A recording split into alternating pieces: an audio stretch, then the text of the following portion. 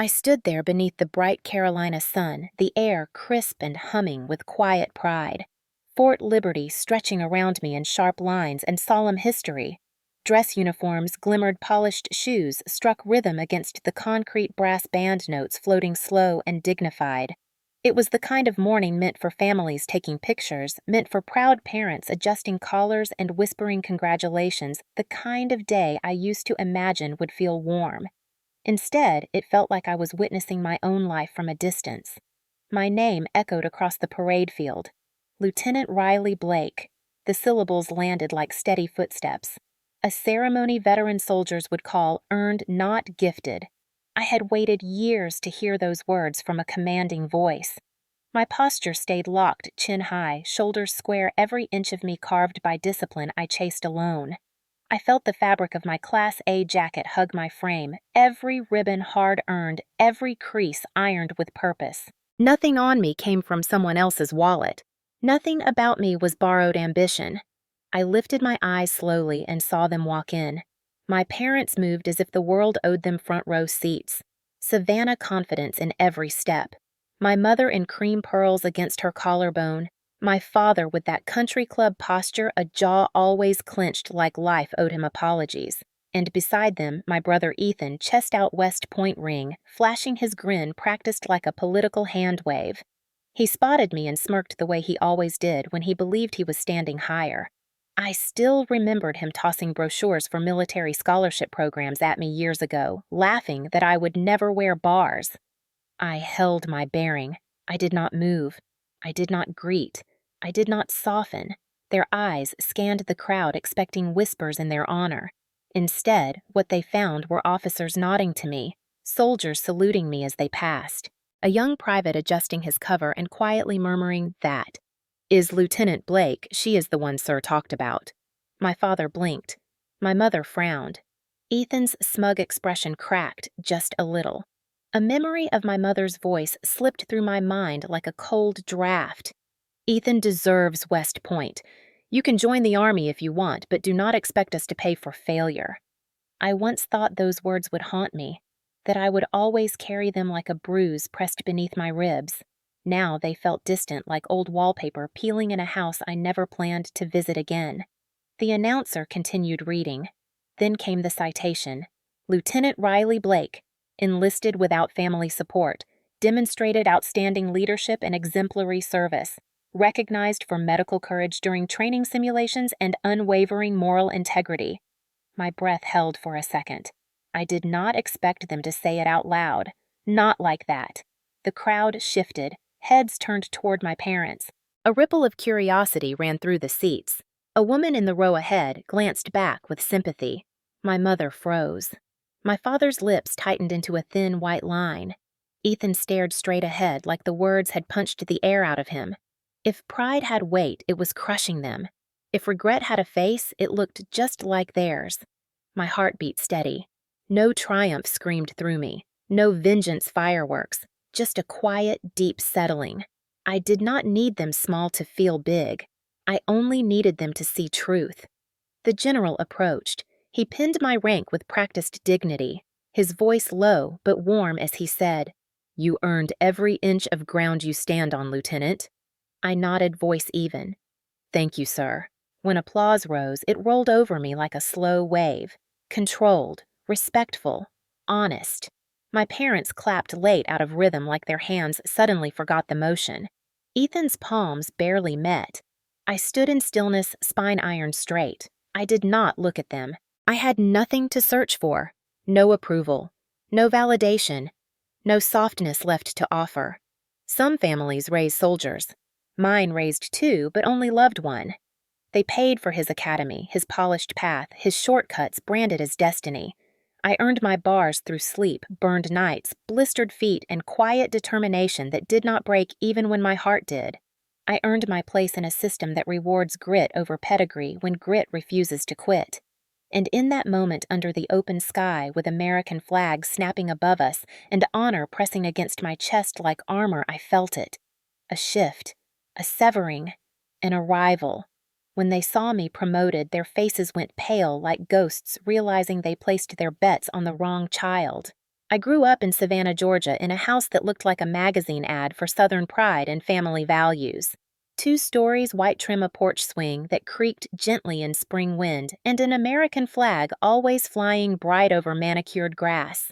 Neighbors waved when they passed my parents' driveway, and people at church called our family blessed. From the street, it looked ideal, lucky even the kind of life others envied in passing. Inside, it felt like walking on polished floors that were always one wrong breath away from cracking. My father, Colton Blake, was the kind of man who believed legacy was not just something you inherited, but something you owed back tenfold. He carried his own father's military service like a badge he had never earned yet felt entitled to. My brother Ethan was his chosen heir before either of us knew how to tie our own shoes. Dad would sit on the porch, polishing an old decorative saber, talking about discipline, honor duty, the sacred path of a soldier.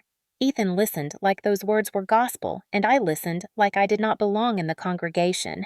When I was 6, I remember standing tiny in my backyard, holding a plastic toy soldier with chipped paint. I asked my father why he never talked about girls serving.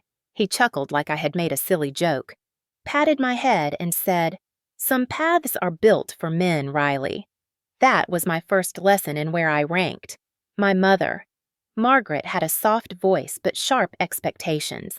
She orchestrated every holiday photo, every dinner table, grace, every school form with the precision of a general planning a parade, yet the warmth she held for Ethan never quite reached me. She painted motherhood like sacrifice, but treated daughterhood like a duty. I was failing without knowing the rules. Ethan joined T-ball, then football, then weekend military youth camps, while I learned to sit quiet, smile perfect, and never interrupt. He got a truck for his 16th birthday. I got a used bike with a bow taped on top like it might disguise the dents. Ethan was praised for every scrape, every bruise, every time he came home muddy from training drills. I was asked why I could not keep my hair more ladylike, why my running shoes always looked worn, why I preferred reading military history books instead of going to mall socials like other girls. When Ethan joined high school ROTC, my father displayed his uniform shirts in the hallway like trophies. When I asked if I could join too, they both laughed gently at first, then harder when they saw I was serious. My mother shook her head and said, "The Army is not for girls. Be normal, Riley." It was not a suggestion, it was a limit. The kitchen table was where expectations were fed to us like side dishes. Dad would lean back after dinner and say Ethan is built for leadership. Riley is smart, but not all smart people are meant for command. It was framed like kindness, as if he was trying to protect me from my own ambition. But there was always that edge. The edge that told me I was only valuable so long as I stayed in the shape they carved for me. I learned early not to voice dreams unless they fit the family script. Pride in my house was not shared, it was assigned. Ethan woke to cheers and encouragement. I woke to quiet expectations and the reminder to stay out of the way. I remember sitting in the back seat during 4th of July parades, listening to my father point out uniforms with reverence, his voice booming about honor and lineage. When I said one day, "I want to wear one of those," he went silent. Then he sighed, like I disappointed him by existing. That night, he placed a brochure for nursing programs on my desk, not because he thought I would love it, but because it was safe, respectable feminine. I ran cross-country in high school and earned medals he never hung on the wall. Ethan got a framed case for football ribbons and ROTC awards. Mine stayed in a shoebox stacked in the back of my closet. I told myself it did not matter. I told myself running did not need applause to be real. Yet every time I crossed a finish line alone, I felt the sting of empty bleachers. The day I finally said I wanted to pursue an Army career, my father slammed his palm on the dinner table. Plates rattled, water glasses trembled. He stared at me with eyes that did not see a daughter, but a challenge to his worldview. "Do not embarrass this family, Riley. Do you understand me? We invest in winners." Ethan smirked across the table. He was 17 then, full of swagger, wearing his first pair of issued boots from ROTC camp. He repeated Dad's sentence in a sing-song tone. "We invest in winners, Riley. Do not embarrass us." He laughed like it was a joke, but it was not. It was the anthem of our house. My mother reached for the brochure I had brought home from Guidance Counseling Office 1 for Reserve Officer Training Corps scholarships. She did not tear it once. She shredded it strip after strip until my chest felt hollow. The paper, falling like snowfall that burned. Pick something realistic, she said. Be grateful for what you have. Your brother is going places. Do not drag the family down. I had not known silence could bruise until that moment. Ethan elbowed me as he walked by, whispered private loser with a smile.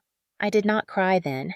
I waited until night when I ran laps around our block under yellow streetlights beating pavement like it had personally doubted me. Each step felt like a promise no one else heard. I will go. I will earn it. I will make it without you. But promises are heavy when you carry them alone.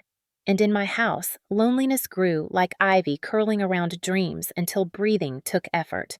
I tried again months later, softer, hoping maybe timing could change fate. I asked my father if he would write me a recommendation letter for a scholarship program. He looked at me over the rim of his glasses and said, "Recommendation letters are for serious candidates. You are bright, Riley, but not that kind of bright.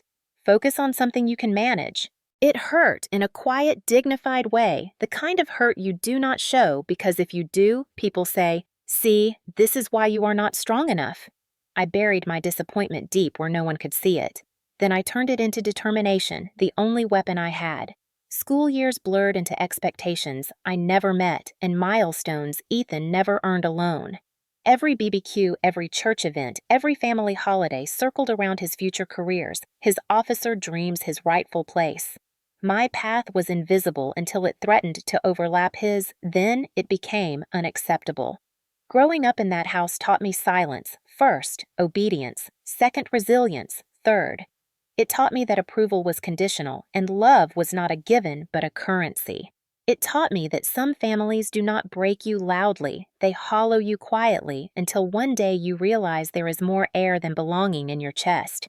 Yet even in that quiet erosion, a spark survived. Every time my father spoke about duty, I listened. Every time Ethan marched across a school field, I memorized his steps. Every time my mother tried to fold me into a smaller version of myself, I pressed back internally. I studied history battles, leaders, strategy, grit. I ran mile after mile building lungs strong enough to hold hope. I learned to fold pain into discipline and turn doubt into fuel. My childhood did not shape me to serve. It shaped me to endure, to stand without clinging, to advance without applause, to walk a path no one cleared for me. And one day, that path would leave Savannah behind. One day, I would stand in uniform that I earned myself. And the people who taught me to stay small would learn what happens when a girl grows quietly powerful. College was supposed to be a doorway, a clean slate, a place where names stopped echoing from childhood walls and futures were not pre-assigned like table seating at a family holiday. I believed that for a long time. I held on to that idea the same way some people hold on to lucky coins or old prayers tucked under mattresses. I thought if I worked hard enough, studied long enough, pushed quietly and steadily enough, I would step into a world where effort mattered more than family hierarchies and self-belief counted as real currency. Ethan was accepted into West Point the spring before my senior year ended. The letter arrived in a thick envelope with gold lettering, crisp and proud. I was upstairs finishing a paper when I heard the front door open. My mother's excited gasp and my father's. "This is it! This is what we raised him for!" By the time I walked downstairs, they had already opened the envelope and placed it on the kitchen island like a holy relic. They had not waited for him to come home and open it himself. That was how certain they were that his triumph belonged to them. My mother wiped at tears that had not yet formed fully, already rehearsing her proud parent expression for church that Sunday. My father clasped Ethan's shoulder when he arrived and said, "Congratulations, son." The lineage continues. I clapped too, because what else could I do? My smile was polite, but felt like it had been carved, not grown. Ethan did not look at me as he celebrated. He did not need to. In his mind, the story had always been written this way. He was destined. I was wallpaper. The week after I sat in the guidance counselor's office filling out ROTC scholarship applications, each form neat and precise. I wrote essays about leadership duty resilience. I collected recommendation letters from teachers who saw more in me than my family ever tried to.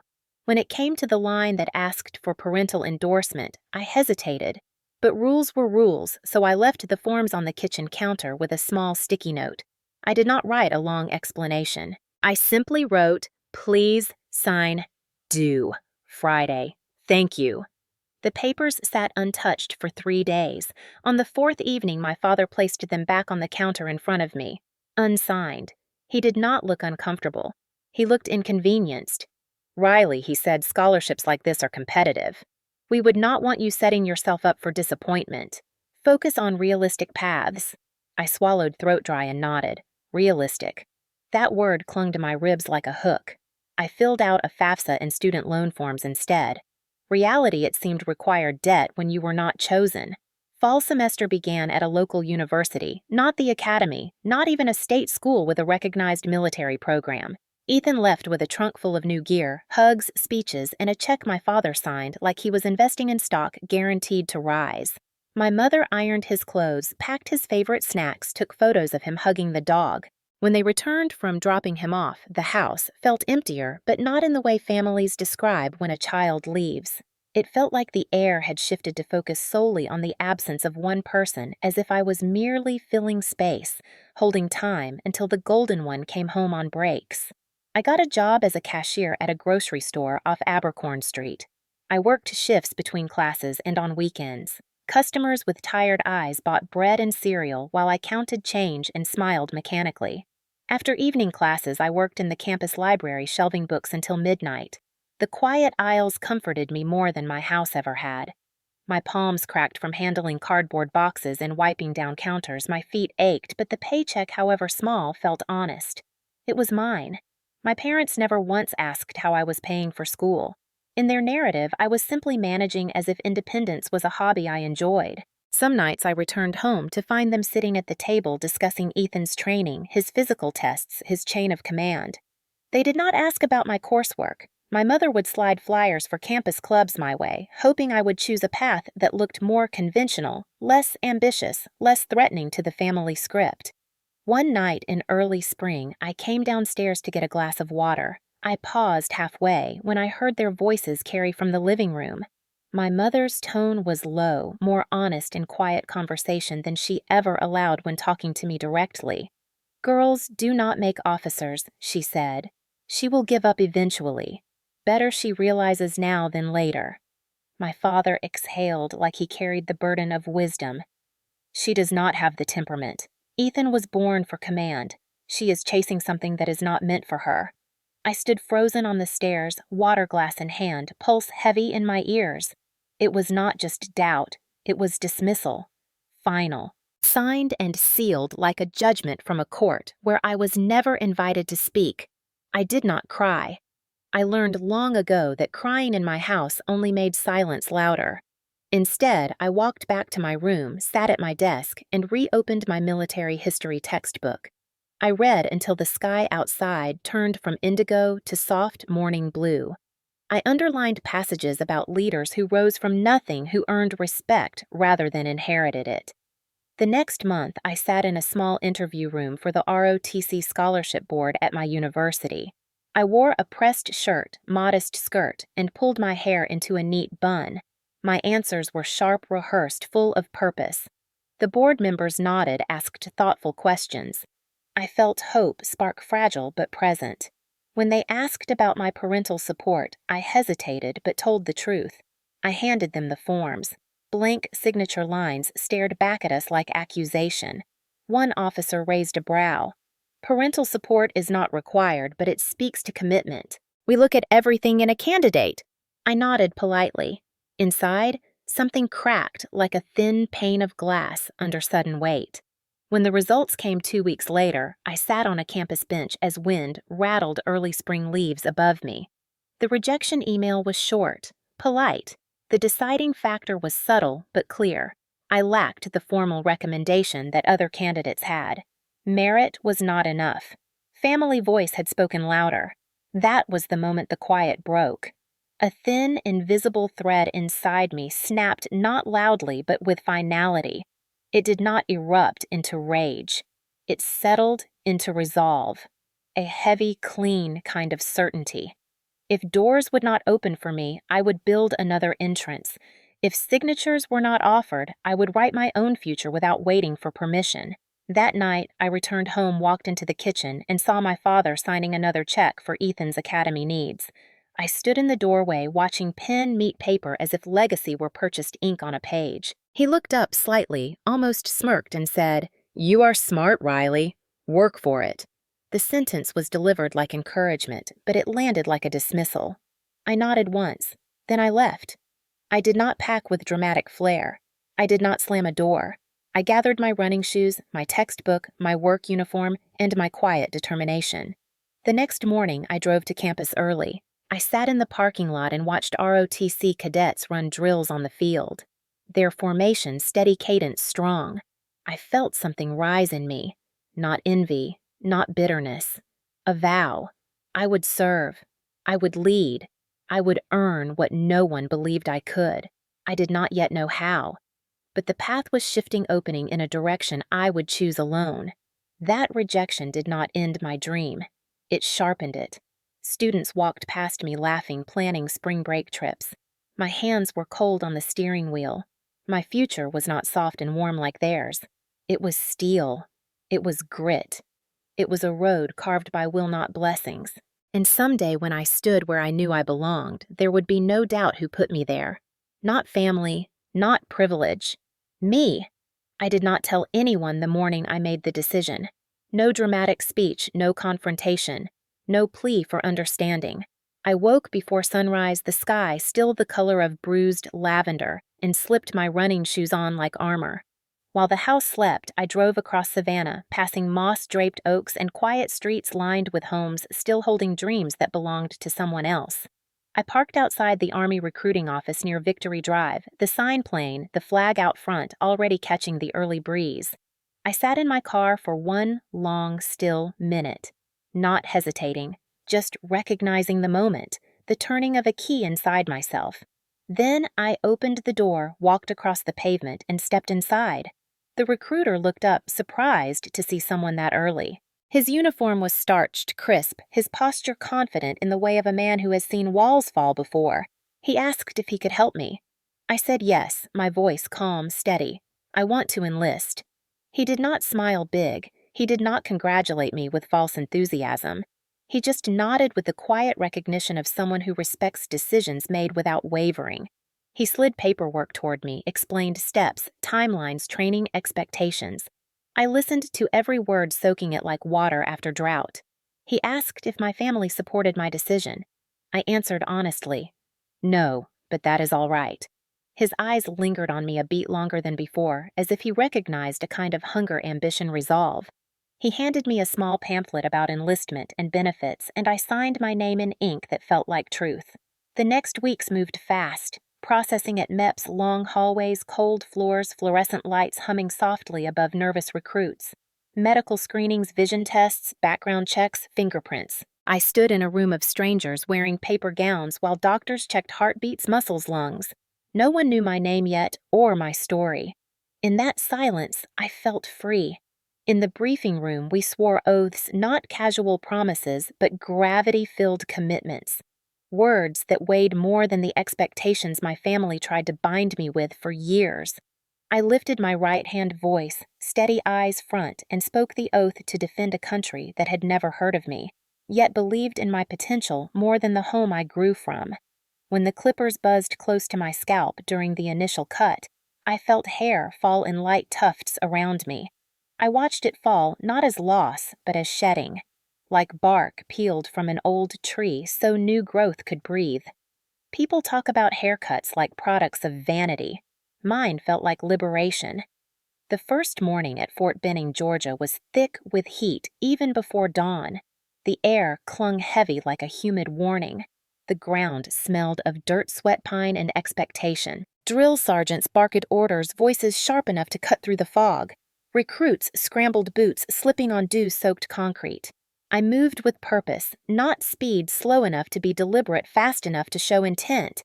My muscles shook from push-ups until arms trembled, knees vibrating under strain. I ran mile after mile through Georgia humidity that wrapped lungs tight, but I kept moving. Grit was my oxygen. People yelled, cried, quit. I did not. I learned to fold socks with precision, fold corners of sheets so tight a coin could bounce on them. I memorized rifle safety with reverence, not fear. I scrubbed floors with stiff brushes, wiped sweat from my brow, and lay on my bunk at night listening to uneasy breathing around me. Some whispered prayers. Some cursed softly into pillows. I stared at the ceiling silently because silence had always been my companion.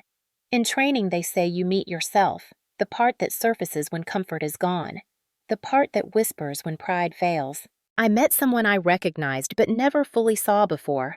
Someone who did not need applause, did not require approval, did not bend for comfort or crumble under doubt. I carried packs heavier than I ever trained for, marched until my toes felt raw.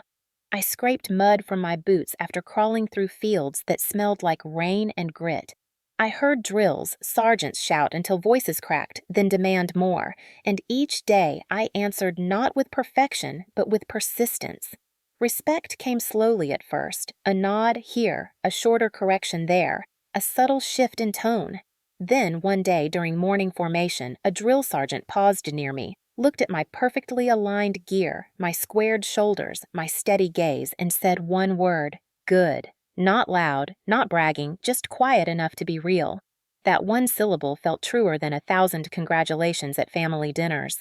During mail call one evening, a recruit beside me opened a package full of letters and cookies and photos. Laughter bounced around. I sat with my canteen and protein bar and waited for my name. It never came, but I had expected that. I had stopped hoping long before I arrived. When phone call day came, I dialed home from the barracks hallway, heartbeat steady. My mother answered. When I told her calmly that I enlisted, that I was at Fort Benning training, she did not congratulate, she did not ask if I was all right. She cried. Not pride tears. Shame tears. She whispered, "Why would you do this to us, Riley?" As if my life choices were shadows cast on her reputation. In the background, I heard my father say, "Tell her to come home before she embarrasses herself." Ethan's voice chimed in with the smug ease of someone cushioned by privilege. Have fun being cannon fodder. Then laughter, the kind that bruises deeper than fists ever could. I listened without flinching. When they finished speaking, I answered only this: I am where I am meant to be. Then I hung up with steady fingers and returned to my bunk without letting breath hitch or tear fall. The next morning during PT, the Georgia sun rose like a furnace. Sweat dripped into my eyes, knees hitting gravel palms, scraping raw, but I pushed. I lifted. I held steady in planks until my shoulders burned, and when I ran, I did not run away from that call. I ran through it. With each step, I felt the weight lighten the chain, loosen the echo of doubt fade behind me. There were moments during training when my legs shook from exhaustion, or when rain poured so hard it felt like the sky itself was testing us. In those moments, others dropped hands, trembling minds fraying. I whispered to myself quietly, "Keep moving." Not because I wanted to prove them wrong, but because I needed to prove myself right. Night after night, I lay on my bunk muscles, aching body humming from exertion, listening to distant hum of cicadas and the occasional bark of orders echo through compounds. I stared at the metal frame above me and felt something forming inside me. Foundation not built by hands that doubted me, but by my own. I did not need my parents to be proud. I did not need Ethan to respect me. I needed only the truth of what I earned. And here in the rigid, unforgiving arms of discipline, I realized something liberating.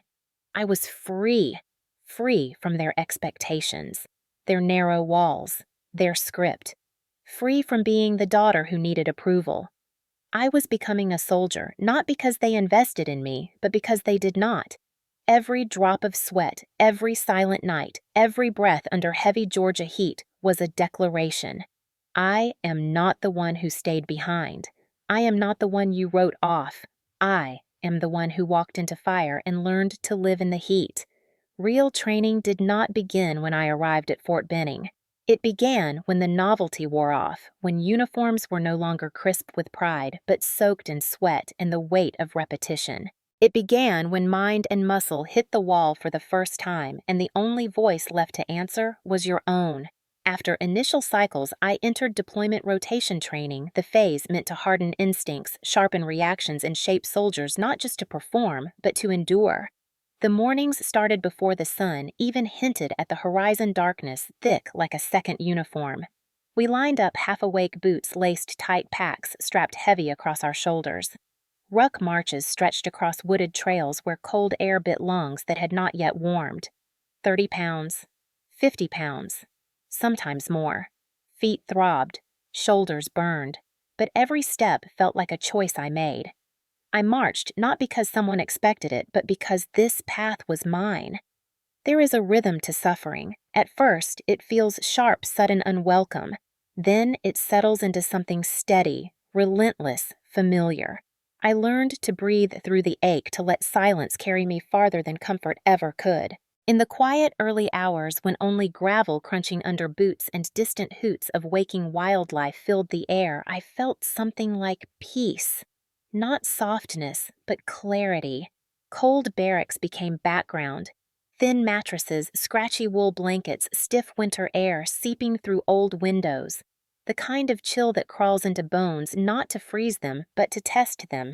Some nights frost traced delicate patterns on glass panes. I would lie still, feeling breath cloud above my face, watching the faint glow of hallway lights spill under the door. Hardship never surprised me. I had grown up with a different kind of cold, one that came not from drafty rooms but from withheld affection. Compared to that winter air felt honest. Pain in training did not pretend to be love. It simply demanded you push until you discovered your edge and then push farther. During battle incident simulations, we crawled under barbed wire mud thick in the air and grit in teeth. Blank rounds snapped echoing off concrete training walls. Smoke drifted heavy as we carried weighted dummies across terrain meant to mimic chaos. I learned to move quick without rushing, breathe steady under adrenaline, and lock my mind into clarity. There was one drill that stayed with me. It was not the hardest physically, but the moment that sharpened who I was becoming. A recruit slipped on a wet patch during a simulated extraction drill, hit the ground wrong, and froze. It was supposed to be a scenario we all moved through, but sometimes real life interrupts training. While others hesitated looking for the sergeant's cue, I reacted. Dropped to the ground, assessed the angle of his leg, checked his breathing, spoke calm, steady words the way medics had drilled into us. Not panic, precision. I flagged Cadre over but stayed with him until they took him off field. The drill sergeant met my eyes after and nodded just once. Approval in the Army is rarely loud. It arrives in subtle, quiet gestures. It arrives in men and women who do not waste praise. That nod was heavier than applause. Over time, my name carried small weight, not as the loudest or fastest, but as steady, reliable, capable. There is a kind of respect earned in silence, the kind that comes from showing up every day and giving more than asked. I did not try to outshine. I tried to endure, and ironically, that endurance shined brighter than any performance born of ego. On long field exercises, terrain spread in uneven ridges under our boots. Mud pulled at ankles, wind cut across exposed skin. Rain turned ground to slick trenches. My pack felt like a boulder, and every muscle argued. But I kept my pace, eyes forward, posture strong, even when legs trembled. Pain did not define me. It refined me. One evening, our platoon gathered exhausted for announcements. The sergeant called my name, his tone neutral, though his eyes carried something more serious than routine. I stepped forward, bracing instinctively. He did not reprimand or correct. Instead, he held out a folded paper. Recommendation to the Green to Gold program, Officer Candidate School. He spoke simple words: you have what it takes to lead. Earn it. That was all. But it hit like sunlight breaking through dense clouds. Hope not loud or dramatic, just steady and blinding in its quiet certainty. I accepted the paper with hands that did not shake, though my heart moved with force.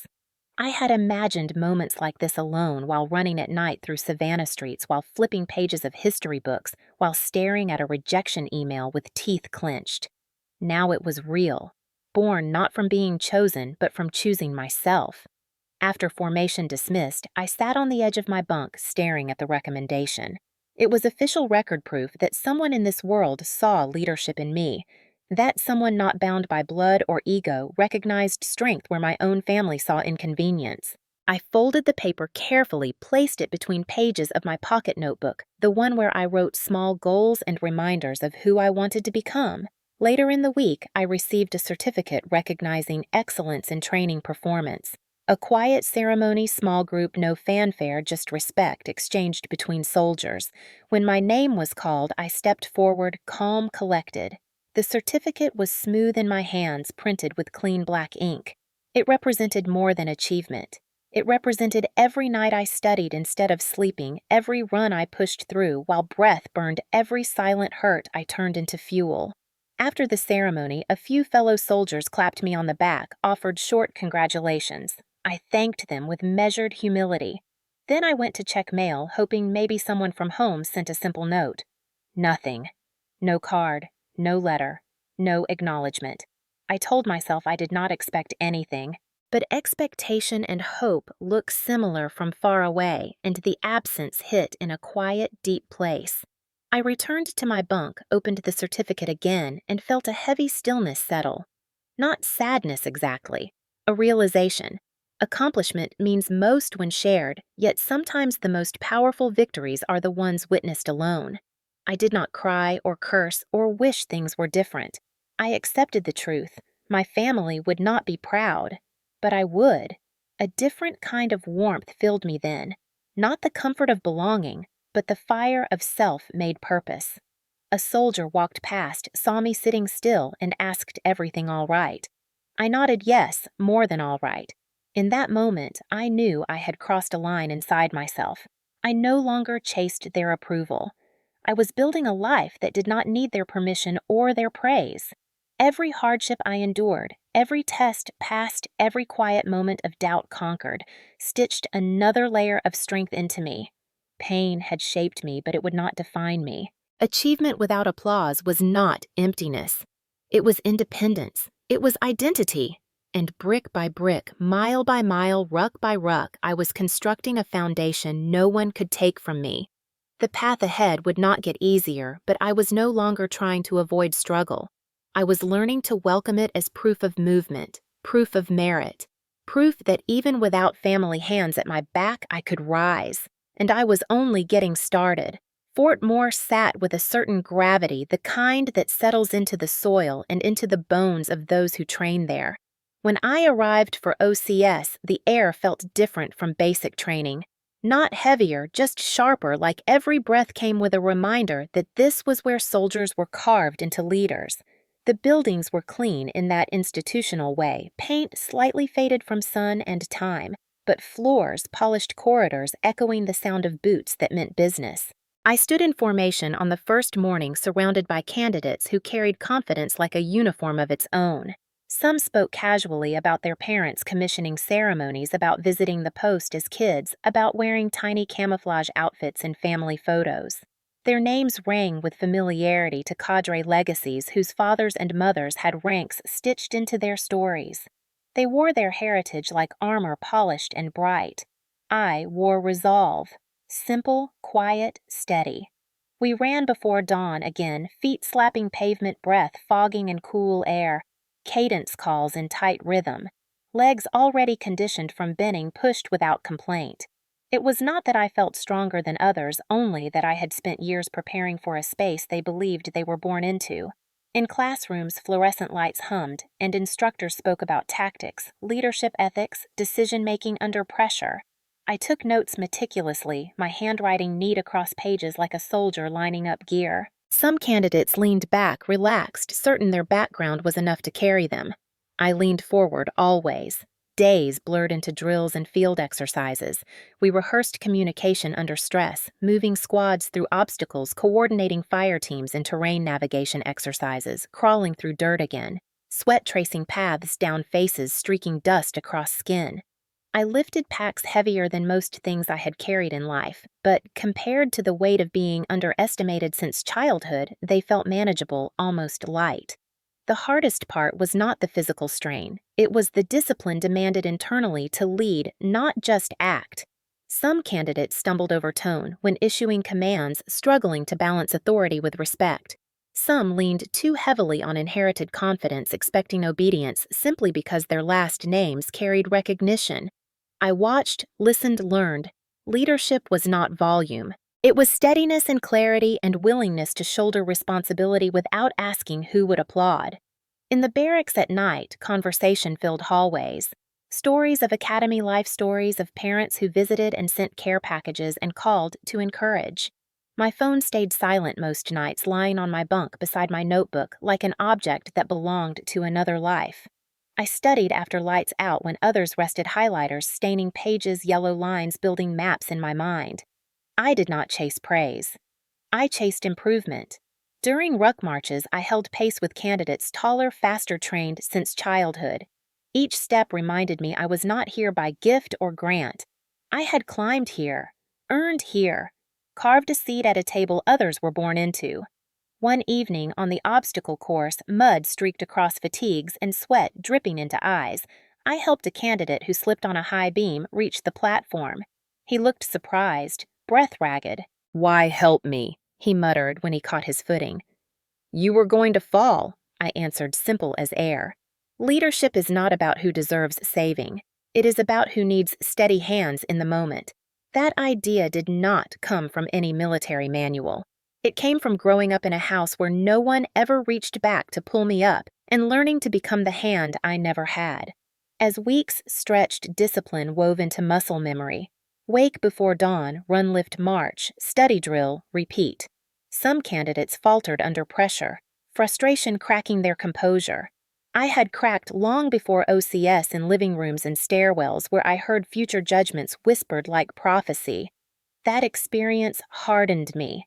Rejection became steel quiet and forged. In tactical exercises, when plans went sideways and confusion rippled like static, I breathed and recalibrated. That calm earned nods, not cheers, but nods were enough. Toward the end of the course came final assessments, the kind meant to test not just skill, but who you are when eyes watch every decision. The night before, I sat at my desk under dim lamplight reviewing maps, notes, tactical orders one more time. My bunkmate, a legacy whose father visited during family day, leaned back, arms crossed behind his head. "You work harder than the rest of us," he said, not mocking, just observing. "Some of us do not have anyone to fall back on," I replied. He nodded slowly as if understanding something distant. Testing day felt like walking into a storm well-trained to navigate. Orders delivered calm tone, firm decisions, quick but measured. When scenarios shifted unexpectedly, I did not panic. I adapted. Candidates moved as directed, initial hesitation smoothing as confidence built. At the end of it, an instructor approached, clipboard tucked under arm, expression serious. He stood close enough that I could see faint lines at the corners of his eyes. "You do not carry your family's name here," he said quietly. "You are building your own." The sentence landed with a weight that nearly buckled my breath. Not because I had not believed it already, but because hearing it spoken out loud felt like someone had reached inside and steadied a foundation I had been laying alone. Commissioning day at Fort Moore arrived crisp like autumn wrapped in ceremony.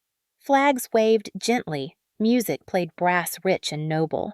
Candidates stood tall uniforms, razor-sharp eyes forward, hearts pounding with quiet pride. Family members filled seats chatting, excited anticipation filling the air.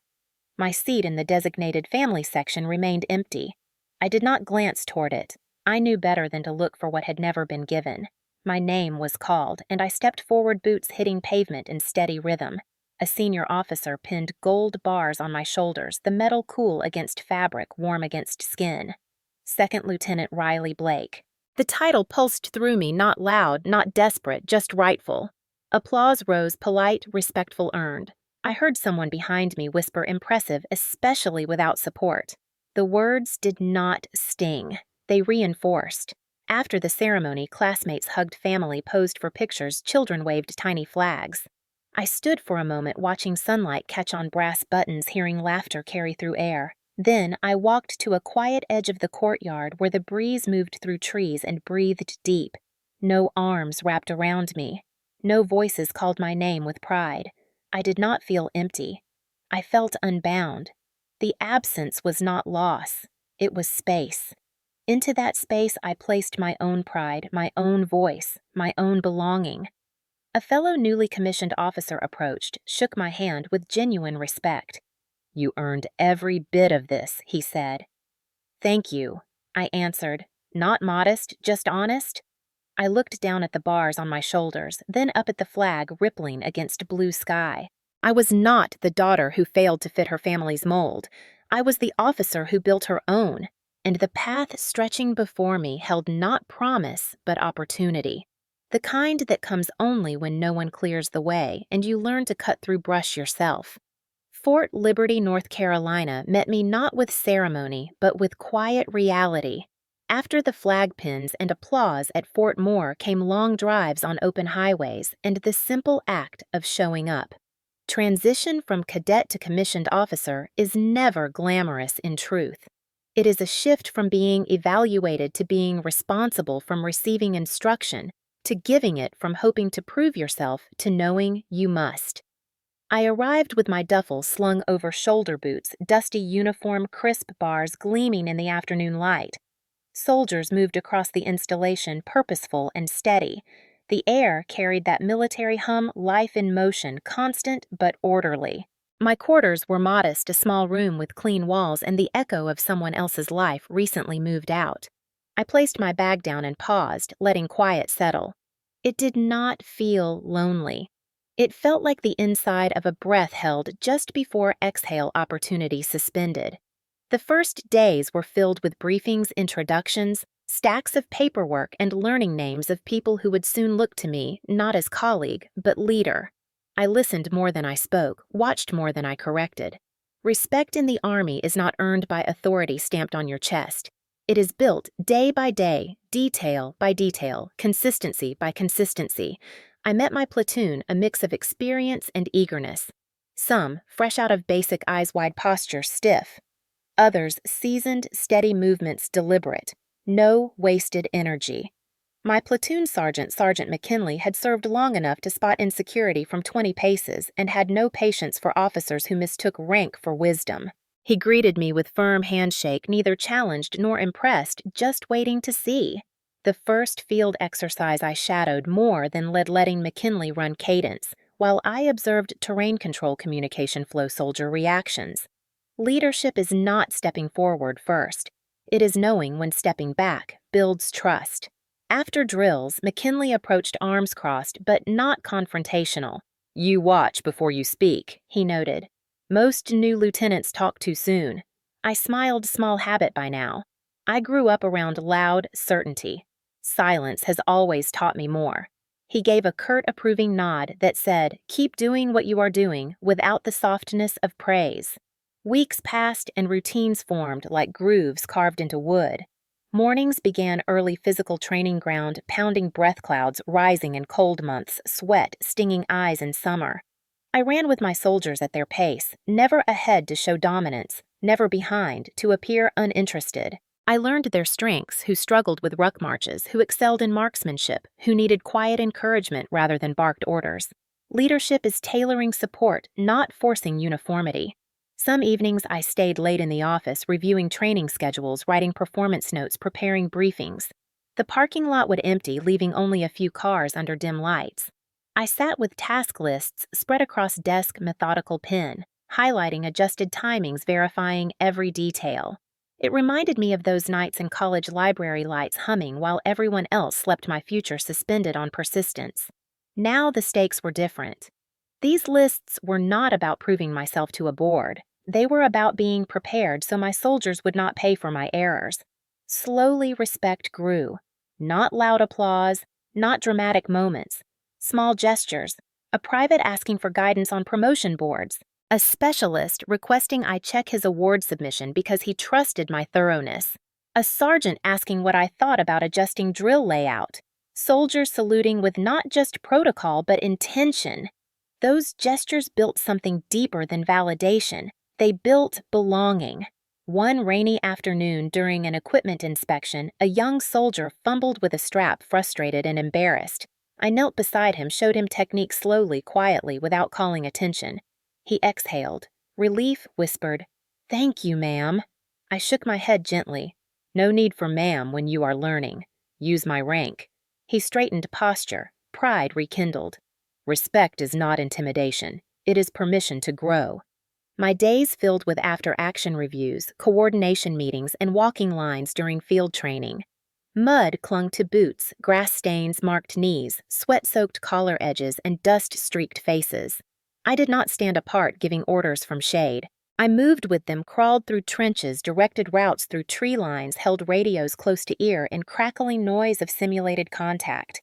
McKinley watched sometimes with faint hint of approval that looked almost like respect disguised beneath hardened exterior. He did not compliment easily, but his silence shifted. It no longer weighed like judgment. It rested like partnership. The turning point came on a crisp morning when fog draped everything in soft white veil. Our unit ran a complex mission simulation multi-stage requiring communication coordination and calm under shifting variables. A supply element fell behind terrain, uneven radio static heavy. I redirected route, calmly relayed clear instructions, adjusted timing without raising volume. Voices stress cracked around us, but mine held steady. At the end, evaluators reviewed performance citing strong decision-making and clear communication. Soldiers nodded quietly subtle but meaningful acknowledgement. Later, McKinley approached, arms folded, expression unreadable. "You did good today, Lieutenant," he said, gruff voice low. "You kept your head when things bent." I nodded, simple thanks, Sergeant. He looked at me steadily. "You are self-made. That matters more than you know." I did not respond immediately. The words hid in places I kept protected. I built myself because no one else thought I could. Hearing someone who had earned his stripes through years of service recognize that felt like someone placing a steady hand on foundation I laid alone. Months turned to seasons. Leaves browned, then fell. Boots crunching on frozen ground, then softened again in spring rain. My role solidified not because rank dictated it, but because performance confirmed it. One afternoon during battalion formation, our commander addressed the unit voice.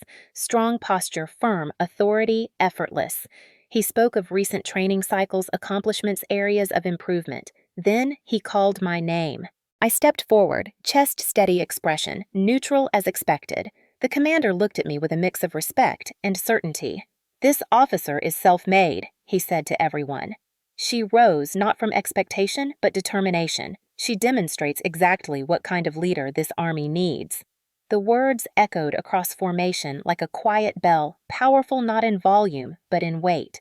Soldiers around me stood straighter eyes, aware nods small but present.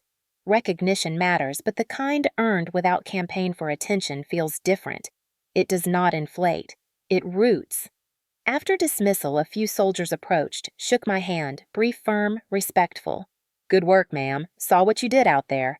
Proud to serve under you." Their voices mattered more than any headline. These were people who worked hard, slept little, carried weight of duty on tired shoulders. Their respect was not given lightly. That evening, I walked back to my quarters, the sun low painting gold across parade grounds. I hung my cover on the hook, sat at my small desk, and let silence fill space. I did not call home. I did not check for messages. I did not wonder if anyone from my family would care about the recognition. Their absence no longer stung. It simply was. Leadership had changed me not in title but in identity. I was not following a legacy or filling a mold. I was building something new, step by step, task by task, moment by moment. Discipline was not punishment. It was structure for growth. Respect was not demanded. It was cultivated. And belonging did not come from family name.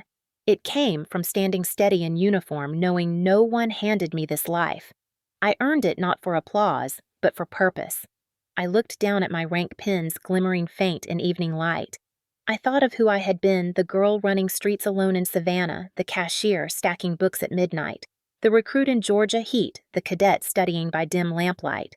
All versions had carried me here, one quiet, determined choice at a time. Outside, a flag rustled in soft breeze. Inside, my breath steadied, calm filled space. Ambition, unburdened. I was not done climbing. But for the first time, I felt not like someone fighting for a place, but like someone who already belonged and would keep earning it every day. The announcement for the recognition ceremony came in early spring when dogwoods bloomed across post and the air smelled like new beginnings mixed with sweat from field drills. I received an official envelope placed neatly on my desk by admin staff, a simple notice acknowledging exemplary performance leadership distinction and integrity in service.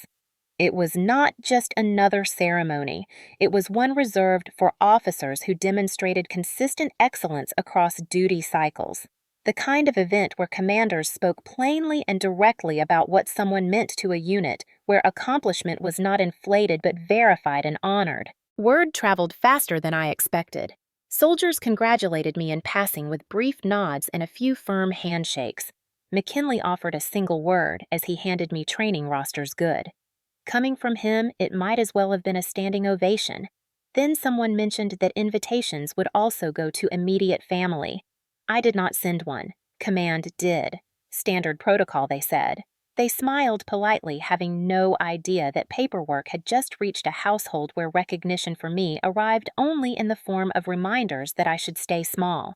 Days passed quietly. I continued my duties rising before dawn, training, leading, making decisions, reading reports, adjusting plans, walking lines as soldiers worked. Then, one afternoon, as I walked out of battalion headquarters, I saw a familiar car near guest parking.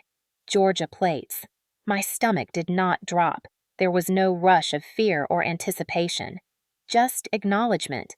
My parents stepped out first, dressed like they had come to a military country club brunch. My mother in pressed blouse and pearls, my father in a blazer-like authority was something he could wear instead of earn. Ethan followed polished posture, crisp suit, West Point ring, glinting under the sun like he expected it to command respect before he spoke. They looked around the installation like tourists visiting a monument to their son's imagined destiny. My mother waved too brightly. "Riley, darling, look at you." My father nodded in formal approval tone, flat as ever. "Lieutenant!" Ethan smirked, hands in pockets, chin raised with that familiar self-assuredness. "Did not think the Army did participation ribbons at this level." He muttered softly enough to pretend it was humor. I answered with even tone. "Ceremony is mandatory, attendance is optional." They did not catch the weight behind the words. Or maybe they did, but pretended not to. On the day of the ceremony, the hall filled early. Officers' uniforms, pressed boots, polished brass insignias gleaming quietly under stage lights. Soldiers and families sat in neat rows, murmuring softly, programs in hand. Flags lined the stage, their colors bright and unwavering. I stood in line with other honorees, posture steady, shoulders back, chin level. My parents sat near the front, choosing seats that assumed importance. Ethan sat between them, adjusting his cuffs with the confidence of someone who believed this room belonged to him. I breathed slow, controlled, not nervous, prepared. The ceremony began with the commander stepping to the podium, voice strong but measured. He spoke about duty perseverance, quiet strength, leadership that grows not from position but from character. Then one by one, names were called, stories recounted, briefly, achievements recognized. Applause punctuated each introduction, respectful and steady.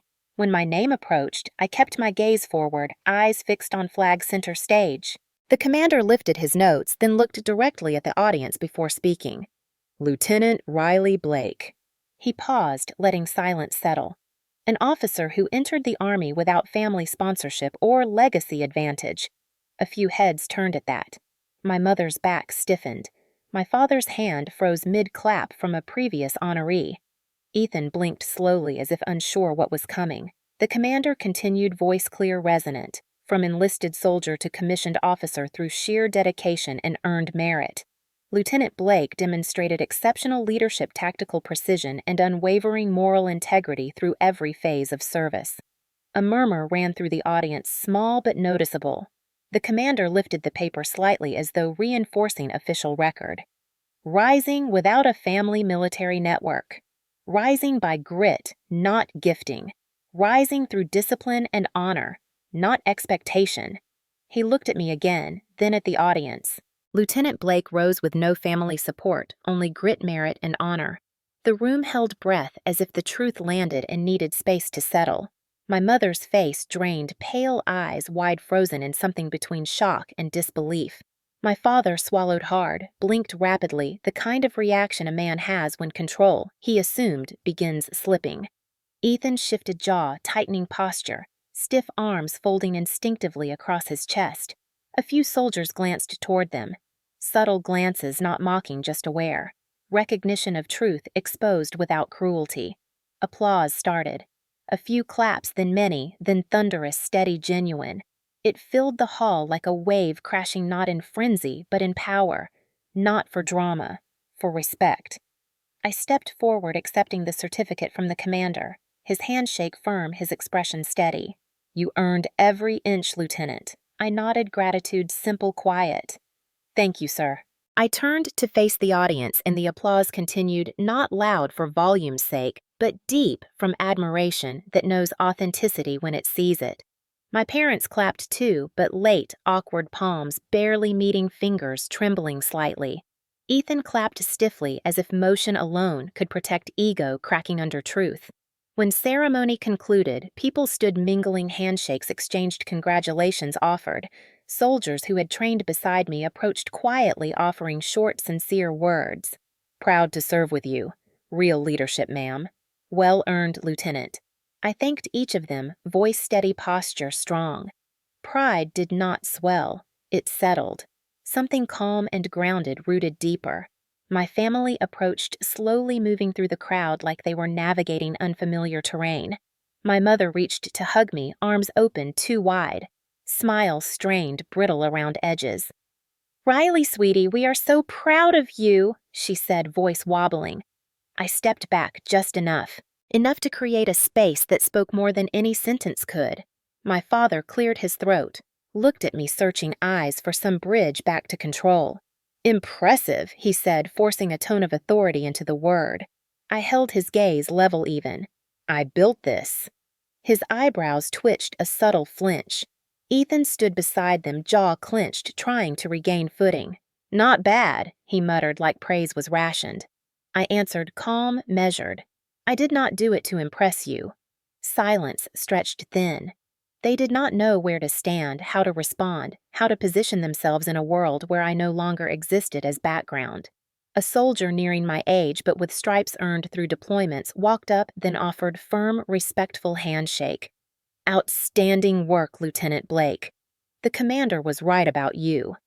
My parents heard it. They heard someone who mattered acknowledge what they had dismissed. They stood still, absorbing what the world saw, not what they once decided.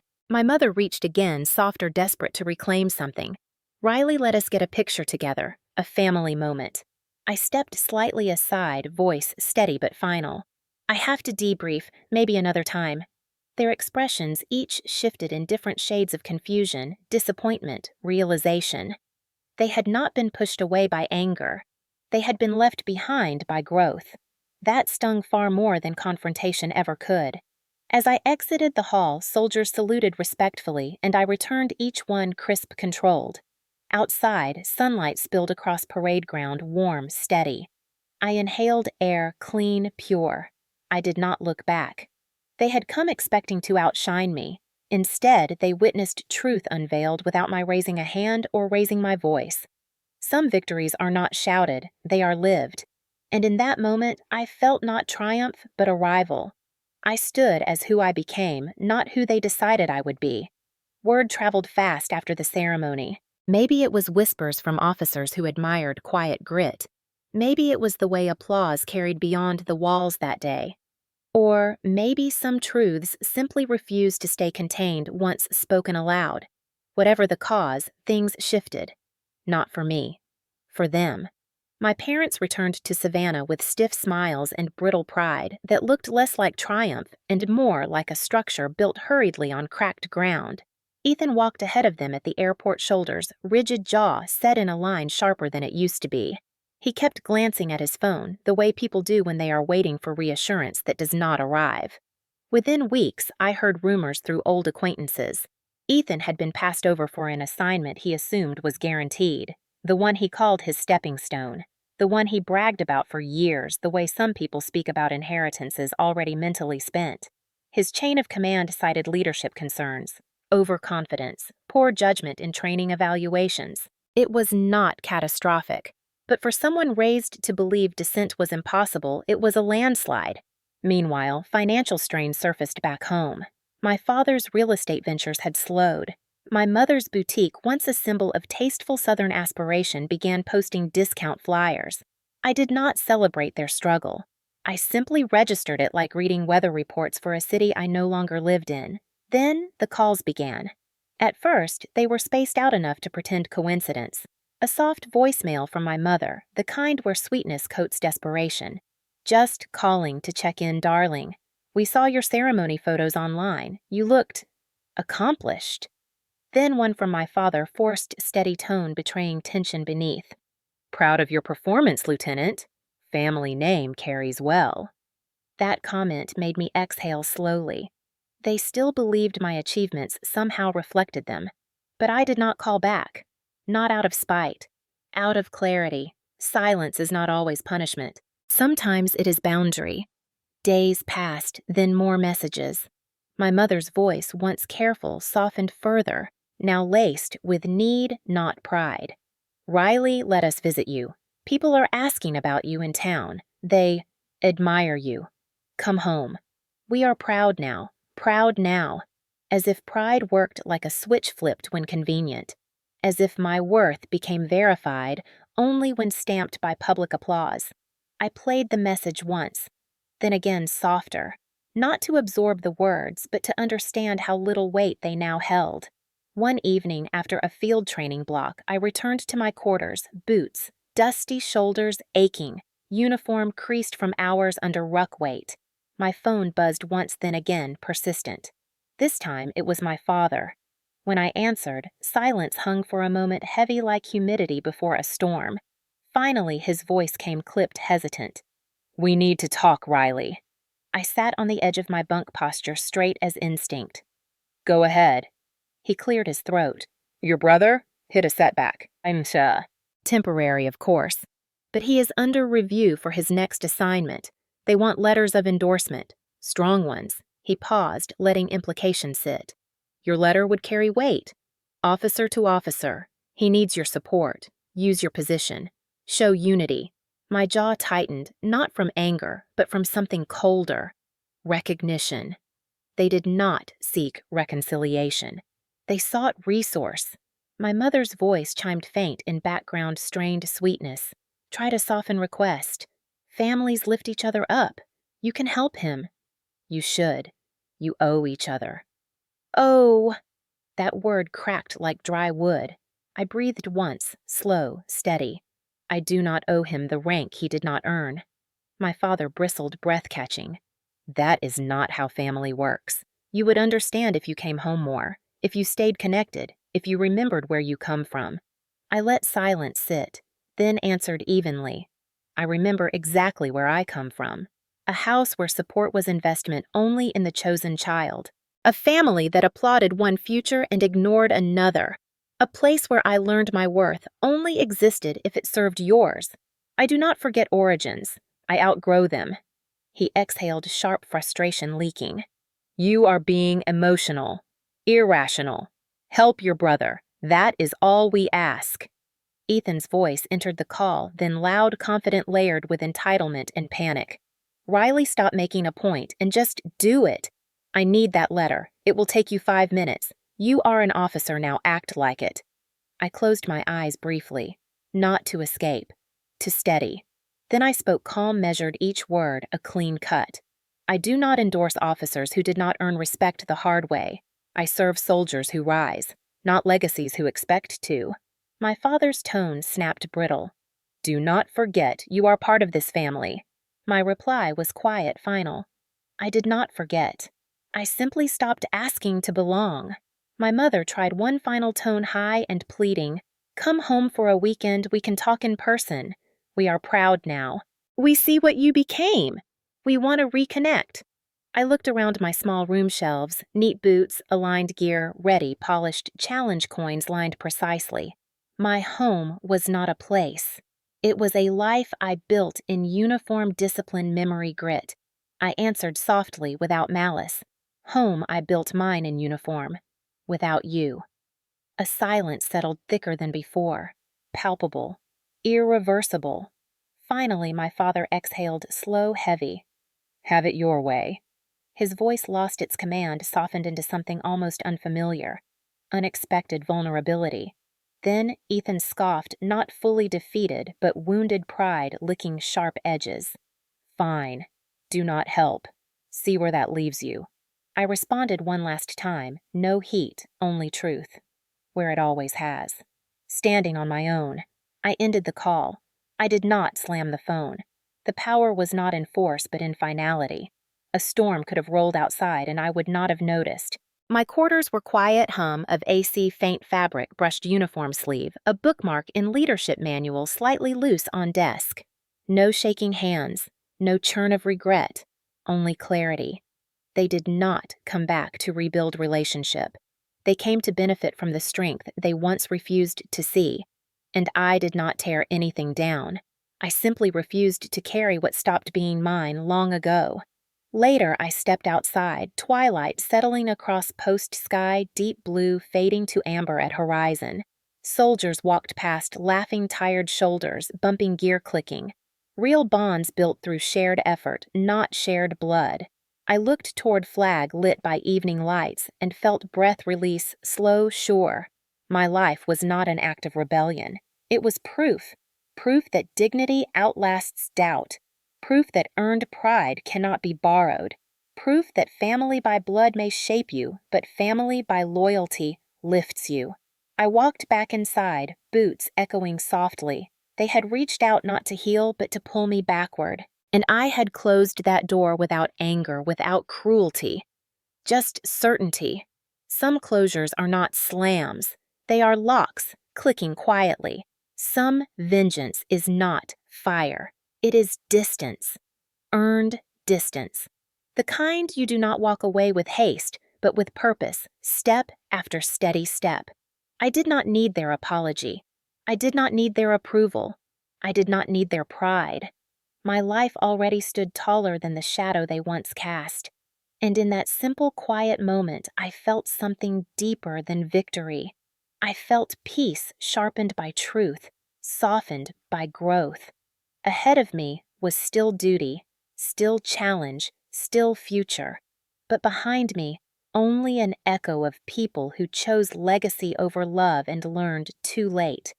That legacy means nothing if the strongest one walks away. Washington, D.C. had a stillness at dusk that I never expected. People imagined the Capitol as noise and politics, constant movement decisions vibrating through marble halls, but evenings there had a kind of hush, as if the city exhaled after carrying the nation's weight all day. After my next duty rotation concluded, I found myself there briefly for training and administrative work, but free hours stretched open like a quiet invitation.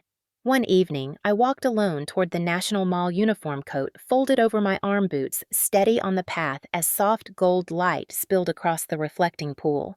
The Washington Monument cut a clean silhouette against the sky, towering but calm, like strength that didn't need to shout.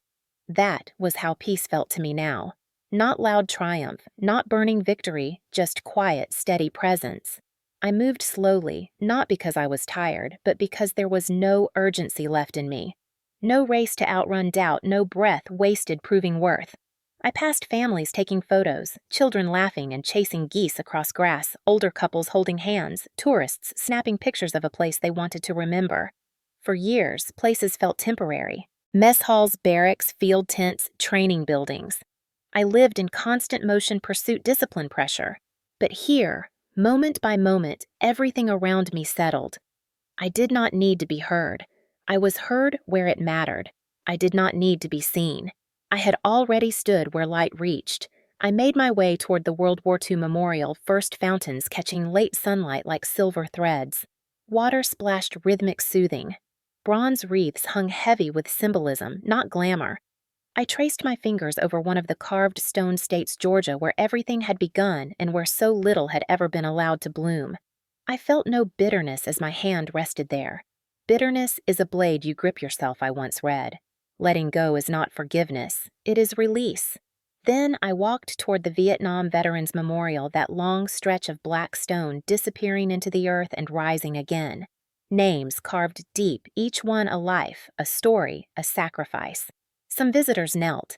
Some traced names with trembling fingertips. Quiet grief, quiet strength, the kind I had learned to carry. Further down the Korean War, memorial statues stood watch soldiers in ponchos moving through imagined wind faces etched with weariness and will. Duty without applause, commitment without audience. These monuments did not speak of entitlement. They spoke of service, of choosing something bigger than yourself. It reminded me that blood and belonging were not the same thing. I stopped at the reflecting pool again where water shivered when wind brushed it. The Lincoln Memorial stood in the distance, powerful without motion, wisdom carved into stone. I let the stillness settle into me deeper than pride, deeper than memory. My life no longer felt like a story clawing its way forward. It felt anchored, steady. Enough! Somewhere behind me, a couple laughed softly.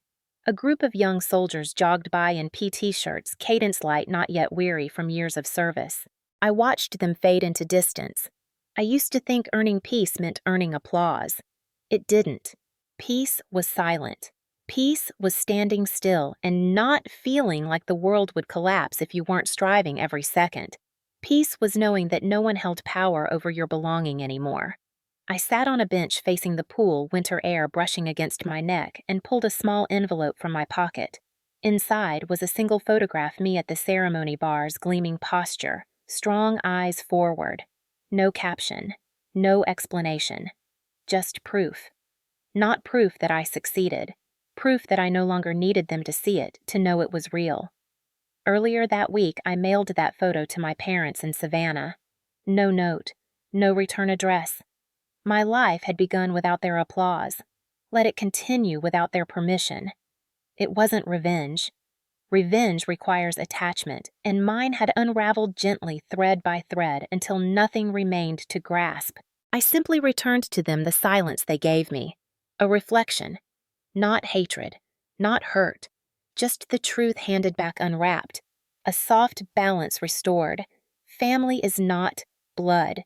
It is loyalty, and loyalty without love is obligation, not belonging.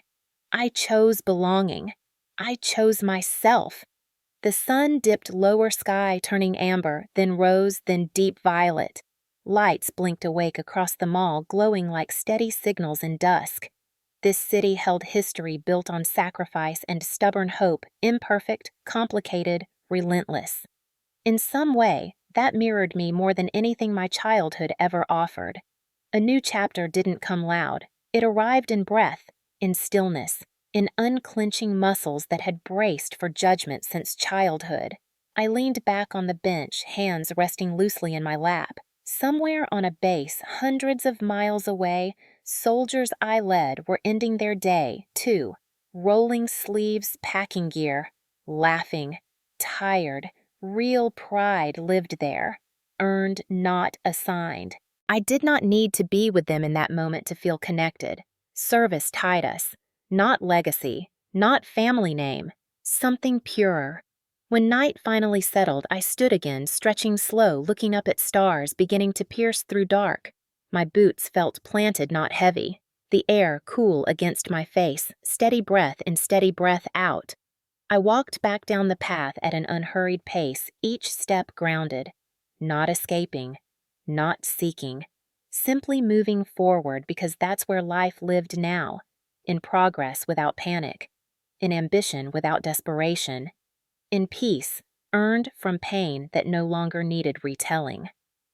Before I turned to leave the mall completely, I glanced back once. Not longing, acknowledgement. The National Mall lay in quiet majesty, reflecting histories of sacrifice and triumph, and in that reflection I saw my own. Not because I had done what they did, but because I had chosen the same core truth. Purpose without applause is still purpose. I whispered softly under my breath, not a vow this time, but a release. Thank you. Not to the city, to the journey, to the girl who ran alone in Savannah, to the soldier who stood alone at family ceremonies, to the officer who rose without inheritance. And then I walked toward my future, not leaving anything behind, but carrying only what mattered: strength, clarity, dignity. Freedom breathed with me. It did not roar. It exhaled, quiet and complete. Some wounds build warriors. I never understood that fully as a child. Back then, hurt felt like subtraction, like each quiet dismissal carved away pieces of me. I thought strength was the absence of pain, the ability to stand untouched. But life has a way of redefining strength through the very things that try to break you. Every time I was overlooked, every time love was rationed, every time I heard that I was less than the son they chose, I did not shrink. I learned to breathe under weight. I learned to build endurance where comfort should have been. Pain became discipline. Silence became steel. Not because suffering is noble, but because I refused to let it script my ending. Some families mistake obedience for love and hierarchy for legacy. They forget that pride without compassion is not leadership. It is blindness. My parents believed they could choose a hero and shape a legacy by investment alone. They missed the truth. Character does not bloom in comfort. It grows in resistance. They poured all their validation into my brother, believing destiny favored him, believing legacy passed down like silverware. They tried to mold me small to fit a quiet corner where daughters do not lead and ambition is unseemly. But the harder they tried to close doors, the more fiercely I learned to walk through my own. I used to wonder if recognition would feel hollow without them. Now I know the answer. Pride born from self-creation does not need witnesses. Peace that rises from self-respect does not wait for applause. I did not become who I am to prove them wrong. I became who I am because I finally stopped needing them to be right. Some families lose their strongest soldier by their own hand, not through punishment, through neglect, through assumption, through believing loyalty is owed not earned. They lost me long before I walked away. They lost me when they mistook silence for weakness and ambition for disobedience. They lost me when they chose tradition over fairness, comfort over growth. They lost me when they applauded a future built for one child and ignored the fire growing quietly in the other. But here is the truth that matters more than loss. I am not defined by what they withheld. I am defined by what I built anyway. Some scars do not close as reminders of hurt. They close as proof of healing, and once healed, they stop aching and start teaching. If you are reading this and carrying wounds that were never acknowledged, dreams that were never encouraged, strength that was never seen, hear me clearly. Your worth is not granted by those who fail to see it. Your future is not limited by those who refuse to imagine it. Some roads are harder only because they lead higher. Some victories echo longer because they were earned alone. Standing alone is not loneliness. Sometimes it is elevation. And when you get to the place where peace meets dignity, you will understand something profound. Not every family deserves access to the person you fought to become. Some of us do not abandon families. We outgrow them. If you have ever walked through life carrying a weight you did not choose, if you ever fought to earn what should have been given freely, love, support a simple belief in your worth, then this story is also yours.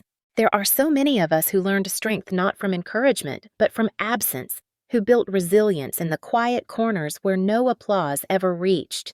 Maybe you grew up in a home where your success was invisible unless it benefited someone else. Maybe your achievements were treated like accidents while your struggles were treated like proof. Maybe you learned to stand up because no one ever offered a hand. And maybe, like me, you discovered that silence does not mean surrender. Sometimes silence is strategy. Sometimes it is the forge where steel is shaped. If you know that feeling of rising anyway, of achieving without witnesses, of learning to breathe without permission, share it below. Tell me your story. You do not have to give every detail. A sentence can carry a lifetime. A word can open a door for someone else still standing in their own shadows. This space is for those who climbed without being carried, who healed without being held, who chose peace when bitterness would have been easier. Let others see they are not alone in that climb. Your voice might be the spark someone else needs to keep going. If you felt something in this story, if you saw even one piece of yourself in these moments of quiet fight and earned pride, stay with me. There are more stories like this of quiet justice, of dignity, reclaimed, of strength built in silence and revealed in truth. Subscribe, share, speak, or simply stay. You belong here. And if love was something you had to work for when it should have been a given, then let this be a reminder you never needed permission to be worthy. You never needed permission to rise. Sometimes the most powerful victories are the ones no one expected from you. And sometimes the loudest truth is the one spoken softly you made it anyway.